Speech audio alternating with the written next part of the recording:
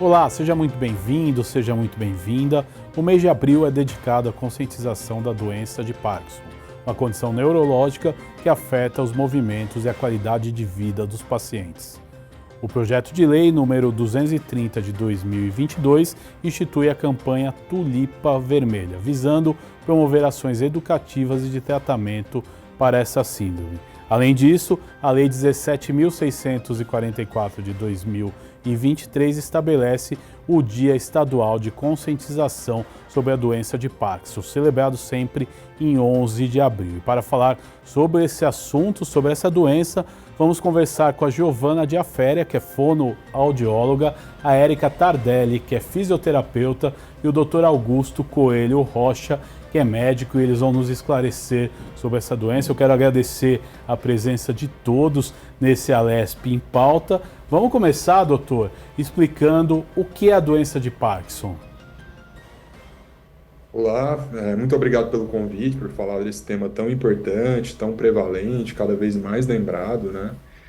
A doença de Parkinson é uma doença neurológica degenerativa que compromete, em especial, eu posso resumir, a mobilidade, né, dos pacientes. O paciente vai evoluindo com um quadro de tremor, com um quadro de lentidão, com uma rigidez da musculatura, né? Esses são os principais sintomas. Dessa forma que a gente vai pensar nesse diagnóstico, e esses são os principais sintomas a ser lembrados aí sempre que eu falo da doença de Parkinson. É até importante lembrar, né, acho que a maior parte dos telespectadores aí, quando pensam em Parkinson, já vem necessariamente a questão do tremor aí na cabeça. Bom, o tremor é um sintoma muito prevalente, muito importante, mas em alguns casos nós não temos tremor. Esse não é o sintoma mais importante na doença de Parkinson. O sintoma que eu sempre vou apresentar, né, que é o mais relevante, no caso, seria a lentidão. Mas sempre lembrar, então, desses três sintomas, a lentidão, o tremor e a rigidez. Agora, doutor, o senhor falou de lentidão, tremor, rigidez. Qual que é o limite, né, do normal para a pessoa notar que está tendo uma diferença? Porque eu acho que com o estresse que a gente vive no dia a dia, às vezes você tem episódios de tremor, episódios aí de lentidão, às vezes, né, em processamento de informações, mas aonde você observa, ali está começando a estar com comportamento errado. Sim, acho que é um ponto muito importante, né? Existe um tremor que a gente fala de fisiológico, ele é natural, que às vezes acontece em situações de estresse. Isso é bem marcante, né? Existe a expressão tremer de medo, e esse tipo de tremor que acontece nessas situações de estresse, e só nessas situações, não é um tremor que me preocupa, né? Isso é natural. Agora, se eu tiver um tremor que ocorre especialmente com a pessoa relaxada, quando a pessoa está em repouso, e ao longo do dia, independente da situação, é algo que tem que me chamar a atenção. Aí merece mesmo uma visita ao médico, um exame físico mais específico, para a gente ver se esse é um tremor que está relacionado com a doença de Parkinson, né, ou outras doenças. E a lentidão é um ponto importante, né, com o envelhecimento da população, é algo que às vezes pode acontecer mesmo no paciente mais idoso, pela perda muscular. Mas quando há uma lentidão que começa a ter algum prejuízo aí na qualidade de vida, a dificultar a realização das atividades do dia a dia da pessoa, é algo que merece também uma investigação específica. Legal, doutor. Deixa eu conversar aqui com as nossas outras convidadas.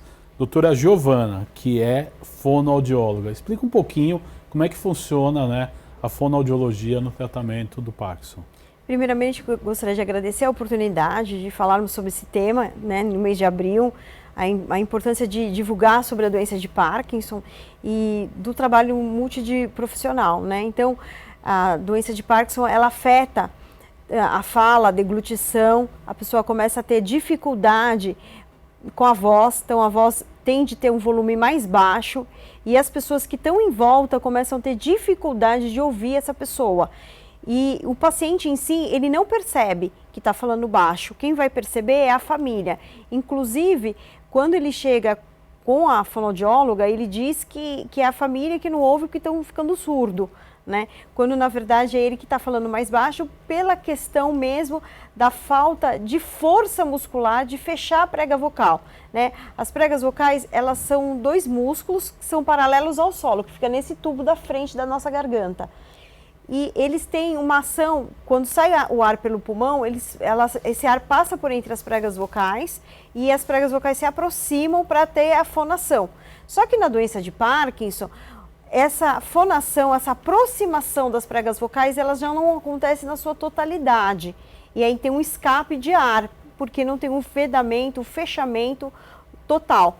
E isso faz com que a voz fique mais soprosa e com volume mais baixo e até mesmo mais rouca, pela própria rigidez da musculatura da garganta, da laringe. Então isso tem tratamento, né? Então a fonoterapia, ela vai fazer exercícios para melhorar esse fechamento glótico, esse fechamento das pregas vocais e ele poder falar e se expressar com as pessoas. Então, isso que é muito importante, né? Um tratamento precoce, um tratamento logo que se já tem um diagnóstico, já recorrer ao tratamento fonoterápico para potencializar esse efeito do exercício enquanto ele consegue fazer o treino, né? E a questão da deglutição, da questão de engolir, que as pessoas acabam tendo muitos engasgos e começam os engasgos com a própria saliva, né? Então isso de trabalhar antes, você consegue dar melhor qualidade de vida a esses pacientes, né? Para ele poder se expressar no que ele quer falar, na comunicação, né? Então o idoso, ele quer expressar o seu sentimento ou um desejo de algo, né? E se ele está com a voz muito baixa, ele não passa credibilidade, confiança no que ele quer dizer, né? E a mesma coisa quando a pessoa é mais jovem. A pessoa quando tem um Parkinson já mais com menor tempo, né, de vida, né, como dizer, os 20 e poucos anos de idade, a pessoa já está trabalhando ainda, a pessoa está se desenvolvendo numa carreira profissional e tem o diagnóstico da doença de Parkinson. Isso vai afetar a comunicação dela no dia a dia. Então, é importante, né, a pessoa procurar ajuda para isso, para ela continuar se desenvolvendo, falando, se expressando, passando confiança no que se fala, né? Então, a pessoa com a doença de Parkinson, ela vai perdendo a confiança no que está dizendo, porque o volume está muito baixo. E ela acaba tendo uma articulação dos sons da fala mais fechado. Isso passa insegurança, né? Então, a importância do tratamento para estender mesmo a qualidade de vida dessas pessoas, em continuar falando e engolindo sem ter problema de engasgos. Legal. Agora, Érica, fala um pouquinho do trabalho da fisioterapia, né, na ajuda aí ao doente do Parkinson. A fisioterapia, ela também, como a fonoaudiologia, precisa caminhar junto com a evolução da doença, né? No primeiro contato do paciente com o diagnóstico, muitas vezes ele ainda não tem dificuldades no seu dia a dia. Ele consegue caminhar bem, ele tem facilidade para fazer as atividades diárias, virar na cama, sair da cama, entrar e sair do carro.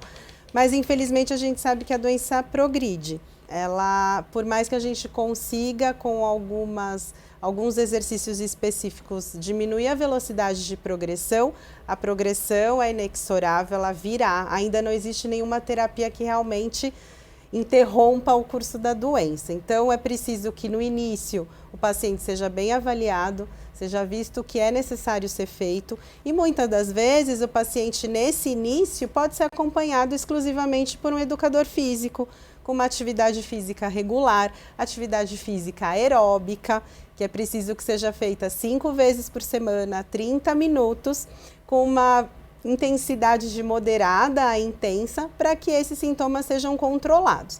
Se ele não tiver nenhuma alteração nesse momento, é possível manter assim, desde que ele seja acompanhado por um neurologista como o Dr. Augusto, especialista em distúrbios do movimento, para que ele tenha essa segurança de que a doença está evoluindo bem.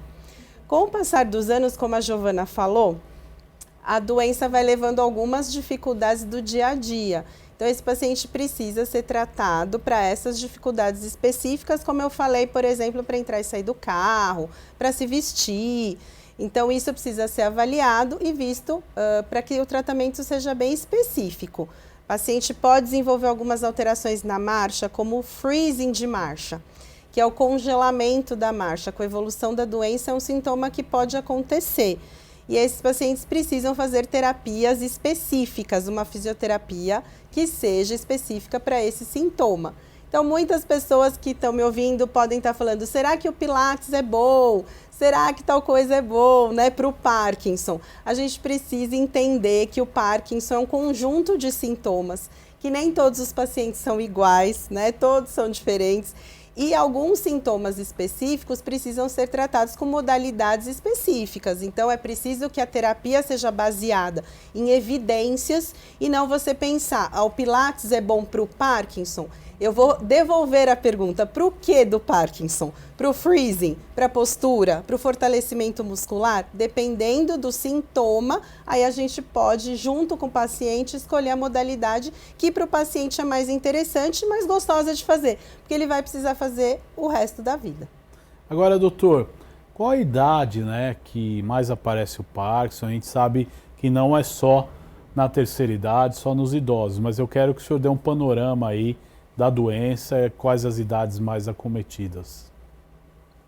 Olha, a principal faixa etária aí de acometimento do Parkinson é uma faixa etária já mais idosa, assim, em especial acima dos 60 anos.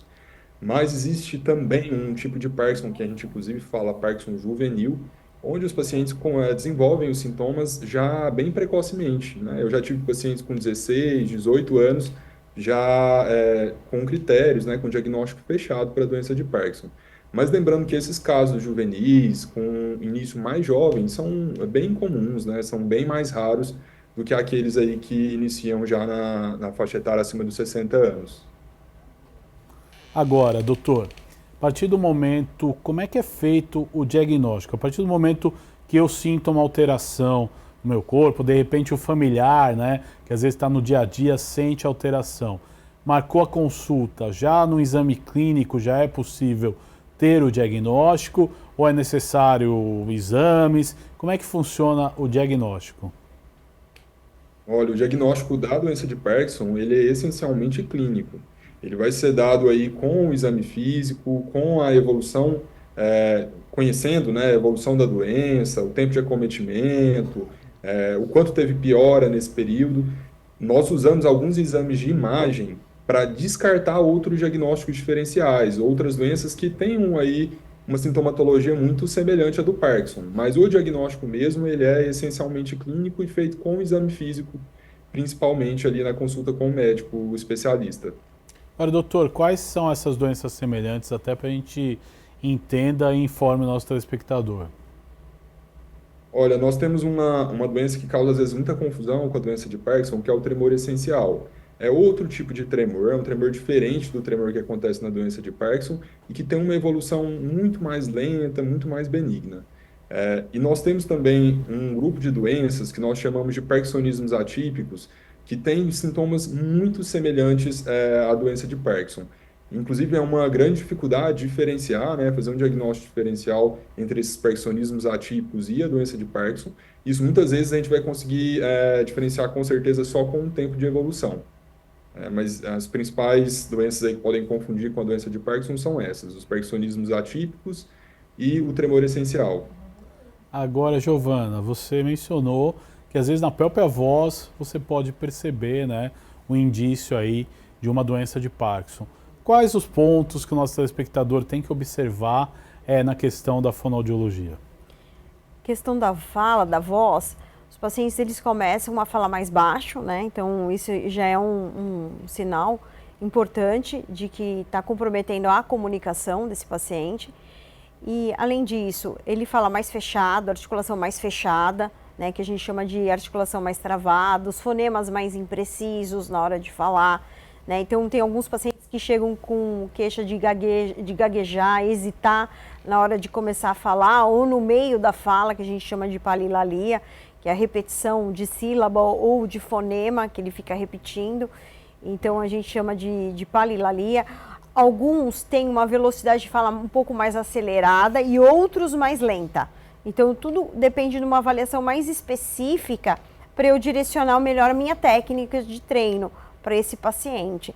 Mas o que mais vem de queixas que a gente recebe é a voz muito baixa, que eu não consigo entender o que ele diz, né? A questão da articulação, ele falando mal, falando principalmente aqueles casos que o paciente vai para a cirurgia do Parkinson, que é o marca-passo cerebral. Então esse afeta ainda mais a articulação dos sons da fala, né? E a outra questão é do paciente falar mais acelerado ou falar mais lento, dependendo do paciente. E a questão da qualidade do som da voz, às vezes ser úmida, molhada. Então você vê que tem uma voz que está úmida, uma voz que dá até vontade de falar para a pessoa, aí pigarreia, né? Tosse para limpar essa voz. Quando acontece isso, é porque saliva, resíduo de alimento ou estase, que a gente chama, que é pequena partícula da água ou da própria saliva, fica parada na garganta.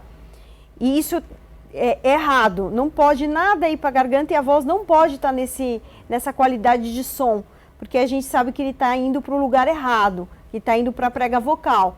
E abaixo da prega vocal a gente tem a traqueia que vai para o pulmão.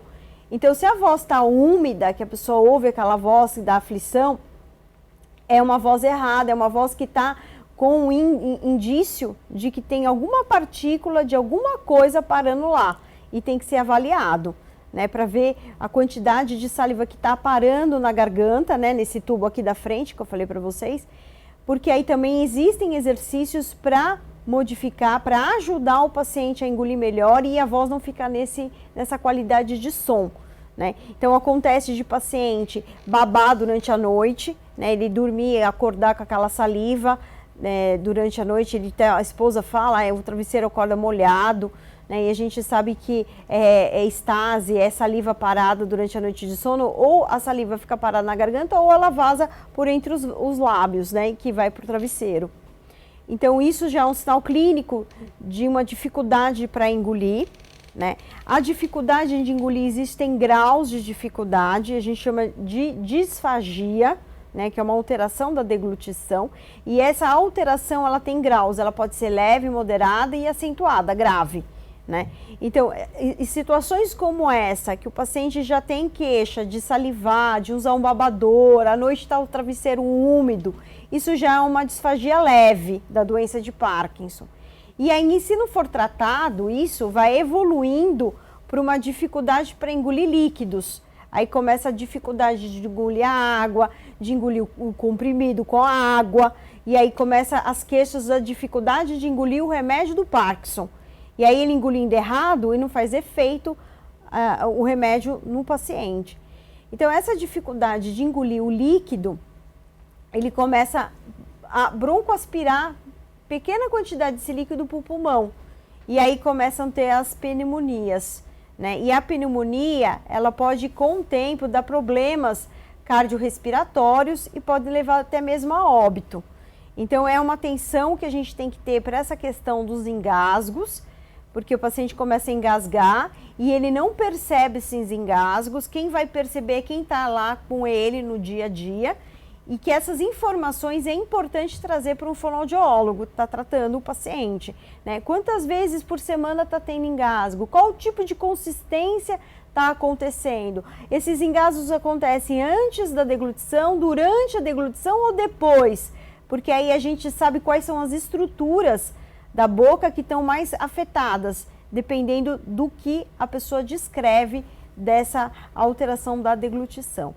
Eu falo mais da questão do líquido, porque a primeira queixa que os pacientes vêm falando é os engasgos com líquidos, com água principalmente, e com a saliva. Por que tem esses engasgos com água? Porque a água não forma um bolo dentro da boca, é diferente um sólido. Você está comendo, mastigando aquele sólido, ele vira um pastoso e você sente, você tem propriocepção, tem gosto, tem sabor. A água, ela não tem sabor, ela não tem cheiro. Então, é mais fácil você engasgar porque ela escorre direto e vai para o pulmão, né? Porque não forma bolo.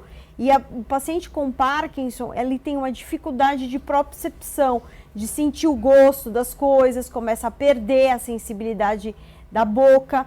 Então, o risco dele broncoaspirar o líquido é maior. Logo já, tem pacientes que me perguntam, os engasgos vêm com o passar do tempo da evolução da doença? Vai depender. Tem pacientes que estão no estágio inicial da doença e já tem engasgo, e já tem uma salivação, uma hipersalivação.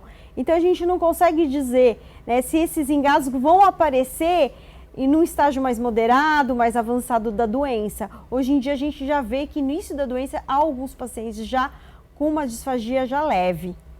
Como é que a fonoaudiologia trabalha isso? É com exercícios, medidas secativas? Como é que é feito esse trabalho? É uma ótima pergunta. Existem exercícios, por quê? Porque o paciente, ele chega e fala assim, está salivando muito. Não é que ele está produzindo mais saliva, é porque ele está engolindo menos, pela própria lentidão dos movimentos. Essa lentidão que a doutora Érica, o doutor Augusto falou, que eles apresentam, né, na marcha, né, na saída e entrada do carro, para pentear um cabelo, né, para levar a xícara até a boca, essa lentidão vai aparecer também na língua. Vai aparecer essa lentidão nos lábios, na bochecha, no céu da boca. E essa lentidão faz com que ele engula menos vezes, com menos frequência. E aí, o que a gente orienta? A primeira coisa que eu falo para o paciente é lembrar de engolir várias vezes ao dia. A questão da lembrança fica, às vezes, comprometida, porque às vezes ele não lembra disso. E a gente sugere colocar panfletos dentro de casa, avisos, né? Engolir saliva. Eu peço para ele colocar nos lugares onde ele mais fica em casa. Então, se é na televisão, do lado da televisão, colocar um lembrete. No espelho do banheiro, põe lá um lembrete. Na porta da geladeira, põe outro lembrete, engolir saliva. Então, essas lembranças faz com que durante o dia ele desenvolva mais esse ato da deglutição, dele engolir, né? E a questão dos exercícios, né? Os exercícios proprioceptivos, exercícios com gosto, com sabor, ajuda a desenvolver a sensibilidade intraoral. Com gelo, com sabor, com gelado, com a questão térmica também ajuda. Então, você fazer treinos gustativos com o paciente para ele sentir que tem algo na boca e ele engolir mais rápido isso. Né? A mesma coisa a gente faz com os líquidos. Antes da gente ofertar ao paciente um espessante, né, para engrossar essa água, né, porque tem casos que a gente vai indicar, dependendo do tempo que a pessoa está lá engasgando e ela demora para vir para a fonoterapia, a gente acaba indicando um espessante, que ele engrossa essa água e ele vira um pastoso, ele vira numa consistência de néctar, ele vira numa consistência de mel, dependendo da situação do paciente. O que a gente faz quando ele já vem no início, esses engasgos com água, é pedir fazer uma água saborizada. Então, uma água com limão, uma água com casca de laranja, com morango, coisas que dão sabor à água. Essa água saborizada também ajuda ele a engolir mais fácil e ele evitar esses engasgos. Outra técnica que a gente orienta também é engolir um pouquinho com o pescoço mais baixo, né? Com queixo no peito. Isso também facilita ele a engolir melhor.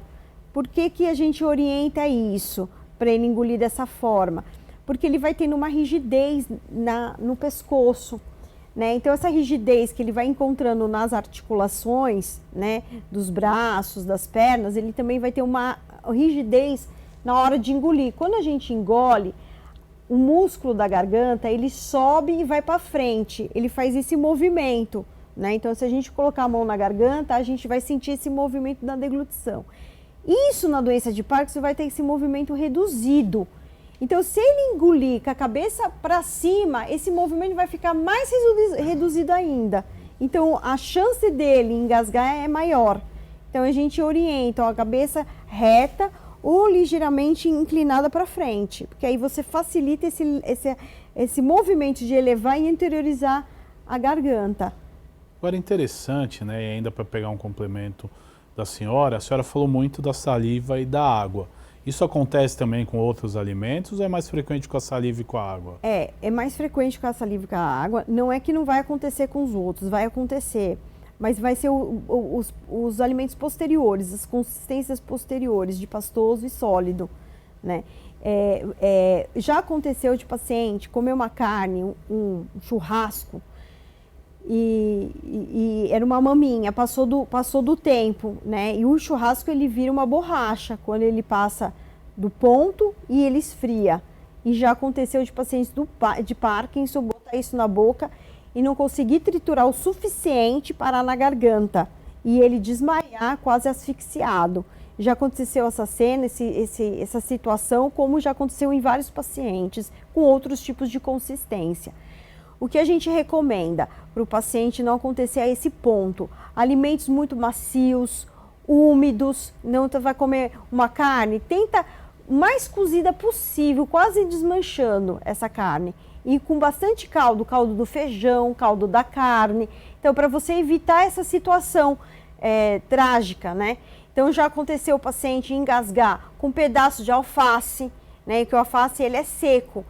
E aí o paciente não tritura suficientemente. Então, a mastigação fica mais comprometida, ainda mais que o idoso acima de 60 anos, ele tem muita perda dentária. E isso faz a perda dentária, sem dentes na boca, ele não tritura o suficiente, ele acaba engolindo quase inteiro, né? Então, esses dias eu recebi pacientes com engasgo com alface, paciente engasgando com o caule do brócolis, porque ele não mastigou direito aquele brócolis. E essa situação que eu falei com a carne, que é também frequente, eles gostam muito de churrasco e acabam tendo essa carne mais seca, né, passada do tempo e ela não é úmida, né, e ela é dura, né, fica rígida dentro da boca. Então, tomar cuidado com esses tipos de alimentos. Legal. Nós vamos para um rápido intervalo nesse Alesp em Pauta, hoje falando da doença de Parkinson. A gente vai rapidinho, já a gente volta com mais informações sobre essa doença.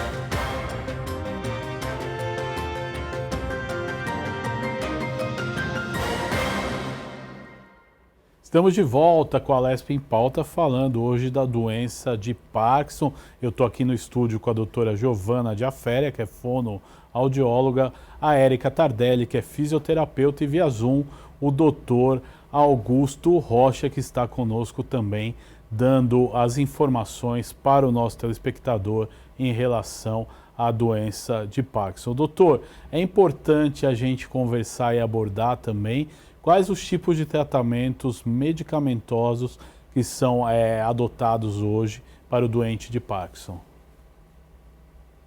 Isso é um ponto muito importante, né? Nos últimos anos nós evoluímos muito na questão do tratamento medicamentoso, né? Se a gente comparar 30, 40 anos, hoje nós temos várias classes de medicamentos e nós conseguimos controlar muito bem os sintomas da doença de Parkinson e propiciar qualidade de vida para esses pacientes por muitos anos.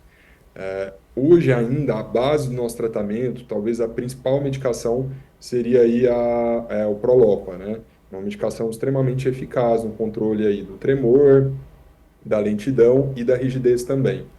É importante a gente ressaltar que a doença de Parkinson, além desses sintomas motores, né, que eu acabei de descrever, ela envolve uma série de outros sintomas não motores. Esse paciente ele tem uma chance maior de ter um transtorno de depressão, de ansiedade, ele costuma ter um intestino mais preso. Então, o meu tratamento medicamentoso, ele também tem que abranger todos esses outros sintomas, né? Considerar usar um antidepressivo, considerar usar medicamentos para ajudar aí no funcionamento do intestino, é claro, depois de feita uma dieta apropriada, né, para o intestino preso. Enfim, envolve uma série de outros medicamentos, além do Prolopa, né, da Levodopa, e de outras classes de medicação para o controle dos sintomas motores. Agora, doutor, é importante também abordar essa questão. O Parkinson ele pode estar associado a outras doenças, por exemplo, demência, doenças aí que podem vir a complicar o quadro do paciente? Sim, entre esses sintomas não motores que eu acabei de falar, o quadro de esquecimento, de declínio da cognição, até de demência em casos mais avançados, eles podem acontecer, esses sintomas. O próprio Parkinson pode causar aí sintomas muito semelhantes à doença de Alzheimer, né? De esquecimento, de perda da capacidade de gerir a própria vida, de fazer atividades que antes fazia sem dificuldade. É algo que a gente sempre tem que rever aí nos retornos com o médico, sempre se questionar e os familiares ficarem bem atentos aí à presença desses sintomas.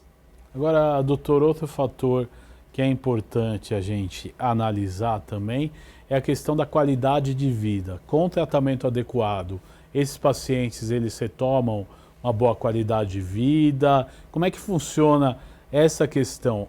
Consegue ter uma vida normal com tratamento adequado e equilibrado? consegue ter uma ótima qualidade de vida. Hoje é o nosso foco, inclusive, no tratamento para a doença de Parkinson. Infelizmente, as medicações que hoje nós temos, né, elas não têm a capacidade de desacelerar a evolução da doença ou de curar a doença. Então, o nosso foco é controlar o melhor possível aí esses sintomas que o paciente queixa, e nós conseguimos fazer isso para propiciar a qualidade de vida. Então, o paciente que está fazendo todas as atividades aí com a fisioterapia, com a fono, fazendo outras atividades complementares, o tratamento medicamentoso e o segmento com o médico adequadamente, ele tem toda a capacidade de levar aí a fazer o que ele gosta, ter uma qualidade de vida boa. Agora, Érica, você que é fisioterapeuta, conta um pouquinho para a gente, né, os exercícios que são praticados, né, e qual que é a expectativa aí de melhora através da habilitação por exercícios.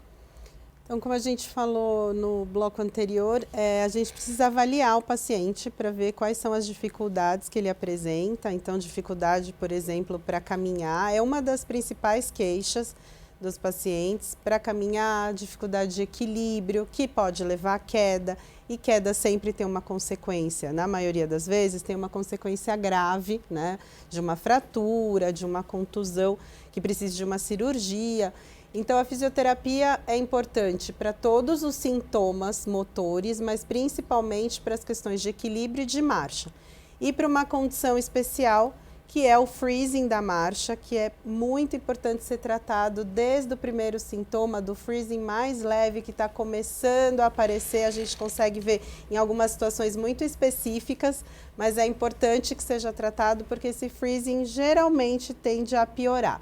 E para a população geral, o que é congelamento de marcha, o que é freezing de marcha? O paciente está caminhando e muitas vezes tem uma parada súbita. Ele para numa porta, ele para no elevador, ele para no ambiente estreito. E as pessoas não conhecem esse sintoma. Como o Dr. Augusto falou, as pessoas conhecem que Parkinson é o tremor, né? Alzheimer é o que esquece.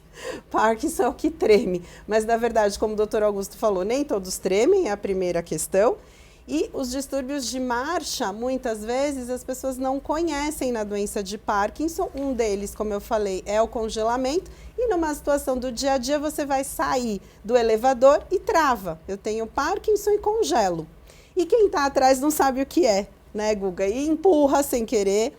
Ou pior, tenta puxar, o cuidador cai junto, a pessoa que quer puxar cai junto. O paciente está grudado naquele momento, Guga. Aquele momento o paciente não tem movimento, não adianta puxar, não adianta empurrar. Então, as pessoas que estão nos ouvindo e conhecem uma pessoa com Parkinson, seu familiar tem Parkinson, você precisa dar algumas dicas, algumas pistas para ele sair do congelamento. Então, para o paciente, muitas vezes são pistas que são específicas, que precisam ser treinadas com o fisioterapeuta. Se for dar o passo grande, ou põe o calcanhar, ou conta 1, 2, ou pensa numa música, são muitas dicas que podem ser usadas. Ou põe o pé na frente para o paciente pular, não é a mesma pista que serve para todo mundo. Então, o fisioterapeuta, junto com o paciente, vai ver o que para ele é mais importante. Mas se você vir na rua alguém congelado, não puxe, não empurre, e se você puder, fale para ele, dê o passo grande, pule o meu pé. Algumas dessas dicas, ou conte 1, 2, 1, 2, isso pode ajudar o paciente a sair do congelamento, né? Mas é importante que se saiba que a lentidão do movimento, congelamentos, distúrbios de equilíbrio, eles vão influenciar no dia a dia, nas atividades, como por exemplo, na fila do supermercado, Guga. Você já deve ter visto pessoas com dificuldade para abrir a sacolinha. Nem todo mundo é Parkinson. O envelhecimento ou algumas outras dificuldades atrapalham abrir a sacolinha. Eu, às vezes, acho a sacolinha difícil de abrir. Mas as pessoas com Parkinson, com a lentidão de movimento, com a dificuldade de destreza manual, de movimento fino, têm mais dificuldade ainda. E a gente já ouviu vários relatos na Associação Brasil Parkinson de pacientes que atrás na fila as pessoas estão reclamando, as pessoas estão pressionando e cada vez que as pessoas pressionam, os sintomas são piorados por condições emocionais. Então, você pressionar, você reclamar, isso só vai piorar, isso só vai deixá-lo mais lento e com mais dificuldade para fazer. Então, precisa pensar, quando você está vendo alguém com mais dificuldade, com lentidão, uma dificuldade motora para atravessar uma rua, né, com uma dificuldade para passar por uma porta, ela pode ter doença de Parkinson, porque nem todos tremem, você não vai ver o tremor, mas ele pode ter sim a lentidão de movimento e dificuldade para fazer atividades corriqueiras do dia a dia. Né? Então, se as pessoas, infelizmente, ainda não reconhecem a doença de Parkinson, o trabalho como o de vocês hoje é fundamental para conscientizar as pessoas de que essa doença muitas vezes é invisível. Se eu não tenho tremor, é difícil você olhar e falar isso é cara de Parkinson. Não necessariamente você vai conseguir saber. Então, se a pessoa tem uma dificuldade, está mais lenta, tem, como a Giovana falou, lentidão de fala, mas tem bradifrenia, lentidão de pensamento, Guga. Ele pensa o que ele quer falar, mas é difícil até ele conseguir organizar as ideias e verbalizar isso. Adianta você tentar achar a palavra para ele? Até ajuda, mas muitas vezes isso não é o melhor, você precisa dar um tempo para ele, né? Então, para ele se organizar para sair, não é a mesma velocidade de antes. Então, a fisioterapia vai ajudar a organizar tudo isso, todo esse dia a dia, ajudar nessas dificuldades motoras e, inclusive, ajudar nessas atividades que exigem múltiplas tarefas. O paciente com Parkinson, Guga, ele perde a capacidade de fazer muitas coisas ao mesmo tempo. Ele perde a automatização do movimento. Então, você anda, Guga, você levanta e senta da sua cadeira sem pensar. Esse ato foi automatizado na sua infância. Você começou a andar com 2 anos, né? Com 1 ano, menos, com 1 ano. Então, com isso, você tem uma atividade de levantar, de andar muito automática. Você treinou a sua vida inteira. Agora, Guga, você tem uma doença que é a doença de Parkinson, que diminui a automatização de movimentos já muito automáticos. Então, ele precisa de mais tempo para fazer, ele precisa de mais atenção para fazer. E quando eu estou prestando atenção para caminhar, se alguém fala comigo, se alguém me chama para fazer 2 coisas ao mesmo tempo, ou eu interrompo a marcha, e aí a melhor das hipóteses, porque eu interrompo o movimento e não caio, mas o que a gente vê no dia a dia é que ele não interrompe o movimento, ele vira para olhar quem chamou, para o netinho que chamou, para a filha, para a esposa, e ele continua andando e perde o equilíbrio, porque ele para de controlar ativamente a marcha, com atenção à marcha. Então, na fisioterapia, a gente treina as duplas tarefas, o Dual Task Training. Então, a gente faz isso é mundialmente feito, por isso que eu estou falando essa palavra em inglês, porque não é feito no Brasil, é feito no mundo todo. Existem guias, guidelines que a gente segue para o tratamento da doença de Parkinson. E uma das evidências mais importantes é o treino em duplas tarefas. Então, não é um treino simples, Guga. Fazer fisioterapia para a doença de Parkinson não é sair fazendo qualquer coisa. Não é qualquer profissional que sabe fazer isso e sabe fazer isso adequadamente dentro daquele resultado que o paciente precisa. Então, se a gente puder alertar as pessoas, é que procurem lugares que tenham profissionais especializados na doença de Parkinson para fazer uma fisioterapia mais assertiva e baseada em evidência.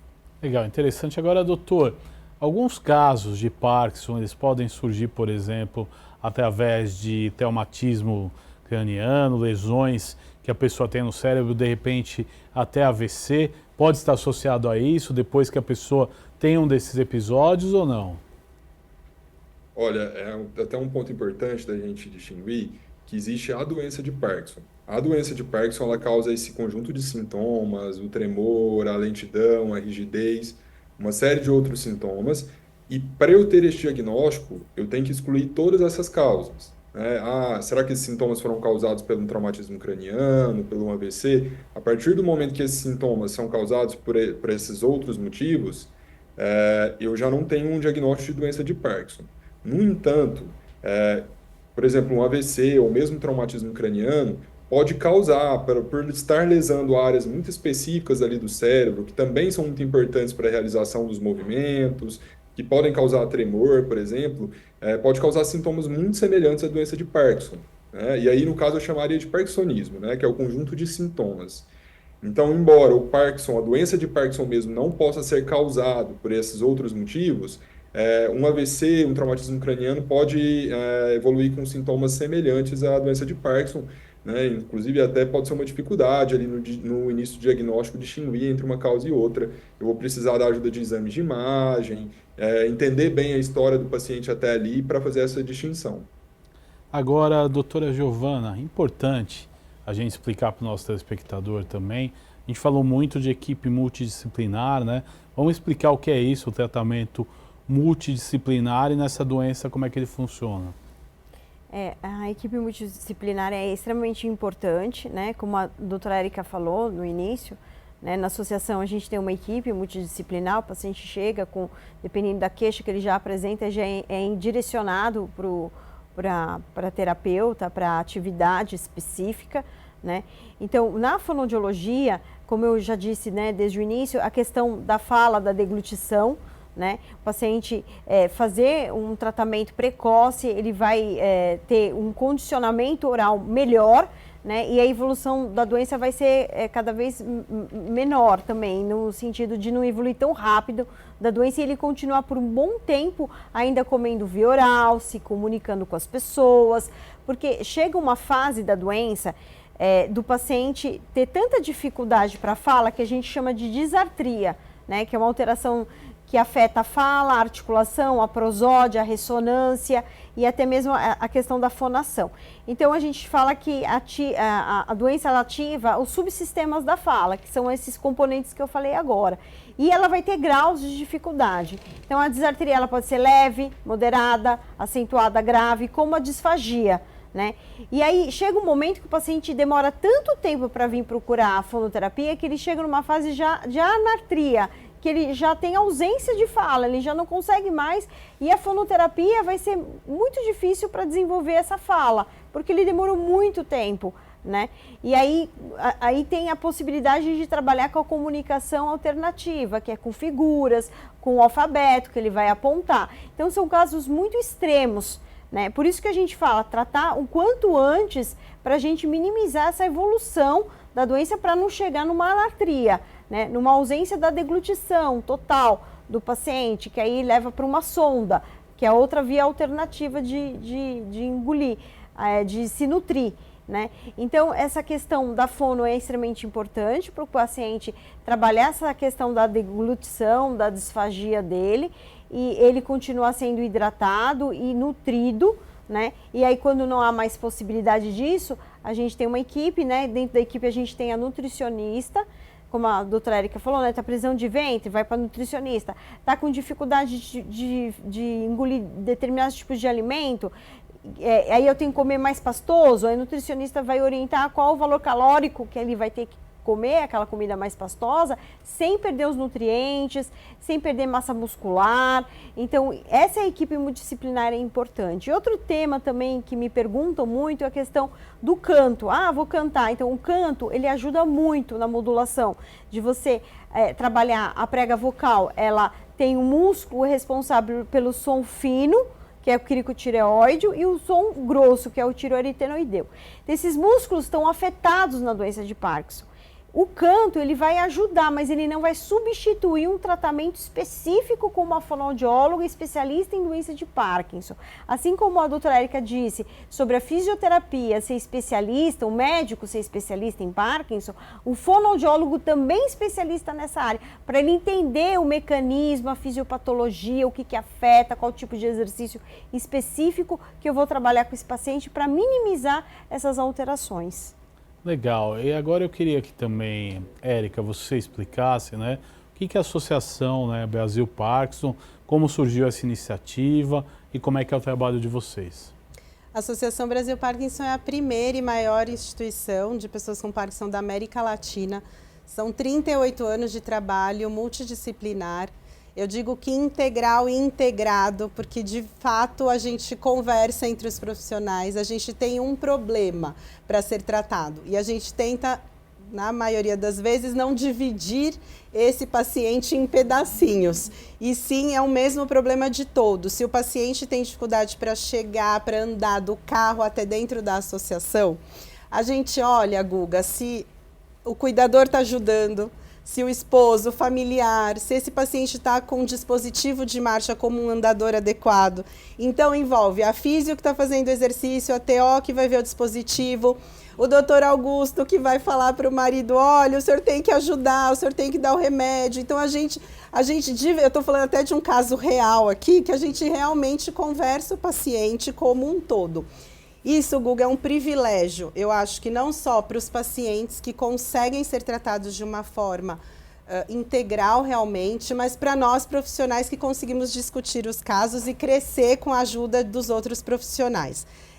Infelizmente, esse é um modelo que acontece em poucos lugares, né? A gente sabe das dificuldades que são ter uma equipe dessa forma, muitos deles voluntários, ou que recebem valores muito baixos para conseguir atender a população ou de graça ou com valores assim de doação muito baixos. Então, mas isso acontece de outras formas, talvez não tão interessantes, mas acontece em outras partes do país. As pessoas devem procurar associações como a Associação Brasil Parkinson ou grupos de apoio que possam oferecer ajuda através de profissionais realmente capacitados e especializados.